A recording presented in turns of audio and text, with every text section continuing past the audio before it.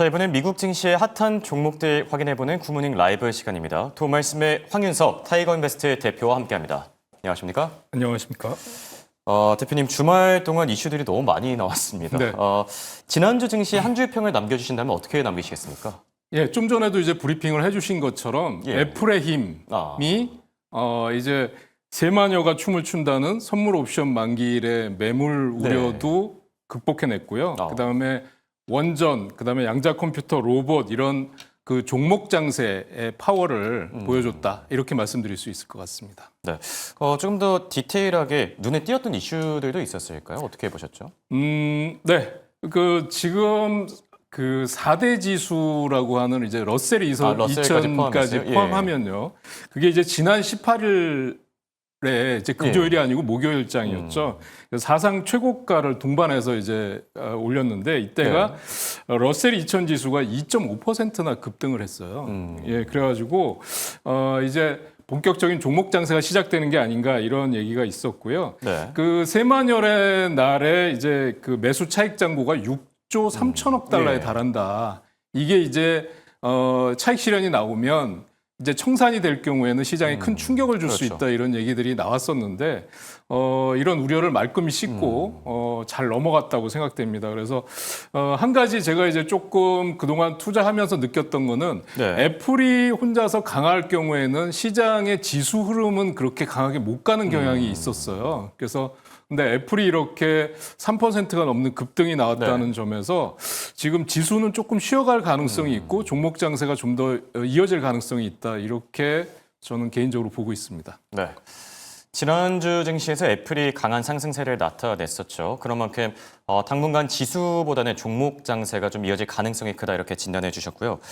자, 그럼 지난주는 어떤 핫한 종목들이 있었는지 하나씩 확인해 볼까 하는데 우선 애플에 대한 얘기 바로 한번 해보죠. 애플이 사실 아이폰 27을 출시했을 때는 시장의 반응이 좀 뜨뜻미지근했던 것 같은데 뒤늦게 주가에 반응이 오고 있는 것 같아요. 어떻게 보고 계시죠? 네, 앞서도 잘 브리핑을 해주셨지만 지금 아이폰 17 공개 이전에 지금 시장에서는 굉장히 부정적이었던 게 뭐냐면 기능의 혁신이 없었다.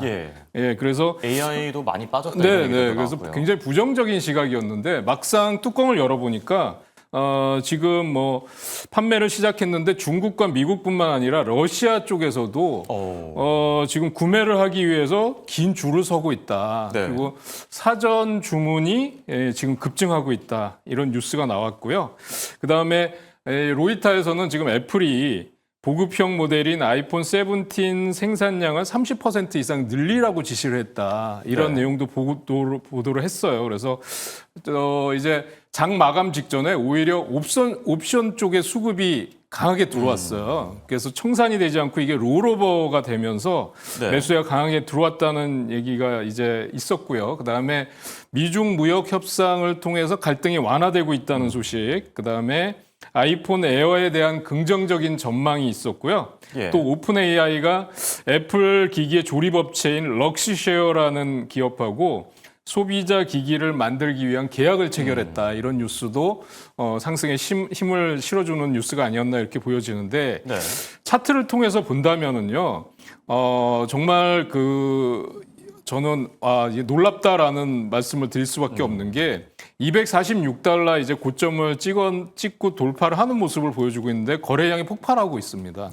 거래량이 폭증하고 있는데 그동안 이제 그 대형 투자은행들이 애플의 목표가를 240에서 266달러 정도까지 제시를 했었는데 최근에 티그레스 파이낸셜이라는 쪽에서는 305달러까지 제시를 하고 있어요. 그래서 주봉을 통해서 한번 확인을 해보시면 지금 상장 이후 최고가는 260달러입니다. 그래서 신고가 돌파를 눈앞에 두고 있는데 아까도 일봉 차트에서 보여드렸습니다만 거래량이 폭발했다라는 측면에서 본다 그러면 이제 신고가 돌파는 눈앞에 두고 있다라는 거고요.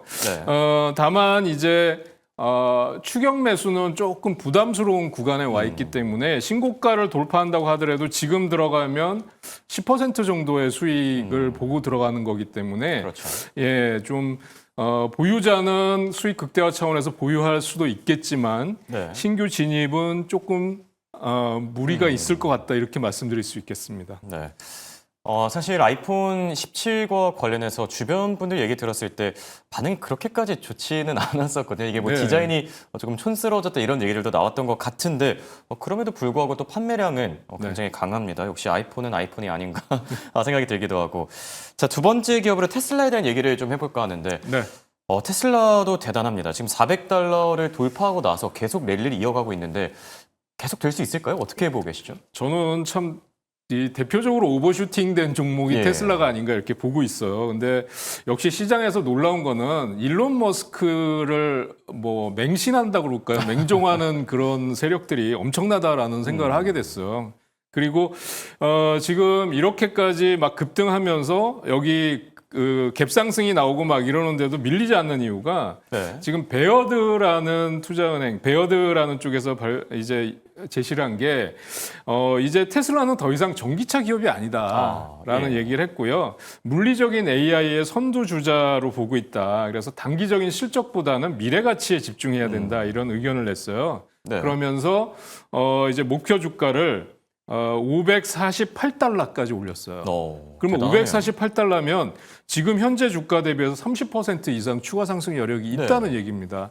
저는 지금도 사실 좀 더 확인해 봐야 될 것들이 여러 가지 너무 많은데 목표 주가를 상당히 높게 잡았고요.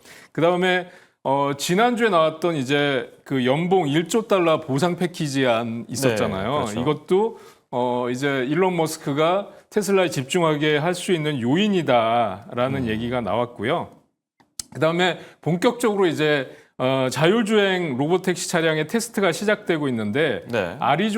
애리조나주에서 본격적으로 이제 테스트가 시작됐다. 그래서 미국 전역으로 차츰 확산돼 가고 있다는 것도 긍정적으로 나타나고 있는 걸로 보여집니다. 그리고 골드만삭스가 3분기 인도량 추정치를 상향 조정했다. 라는 측면에서도 좋아지는데 지금 일봉 차트를 한번 보시면은요 단기간에 이제 급등을 했었거든요. 여기 보시면 이제 단기간에 급등하는 모습들이 나왔는데 420달러를 넘어서 지금 432달러인데 여기서부터는 상승 탄력이 굉장히 둔화되는 모습을 보여주고 있어요. 예. 그래서 주봉상으로 보신다면 지금 이런 모양입니다. 그래서 지난주에는 갭상승이 나왔는데 십자형 양봉이 나오면서 거래량은 소폭 증가하는 모습을 보여줬고요.